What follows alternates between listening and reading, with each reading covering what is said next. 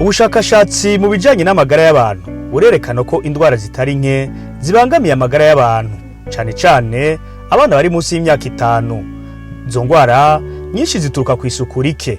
Aha twovuga nk'indwara nka macinya, kolera, tifoide, ikiza ca COVID-19, Ebola, indwara zo mu nda n'izindi nyinshi. Bavyeyi, isuku na cane cane ifatiye ku gukaraba iminwe n'amazi meza n'isabune ni karahara mu ruganda ntibacure. Muti ni ryari dutegerezwa gukaraba n'amazi meza n'isabune imbere n'inyuma yo gufungura, tuvuye mu kazu ka sugumwe, tugira dutegura imfungurwa, duhejeje gutegura umwana yiyonyonyeko. Muri ivyo bihe ntabanduka, twokwitwararika gukaraba no gukarabisha ibondo dukoresheje amazi meza n'isabune.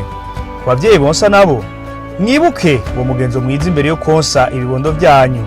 Menya neza muri ibi bihe vya none isi irimwo tutibagiye igihugu cacu, hagize imisi yibonekeza ibiza nka COVID-19 na Ebola. Twokwitwararika gushira mu ngiro uwo mugenzo mwiza mu kwama dukaraba amazi meza n'isabune kandi kenshi.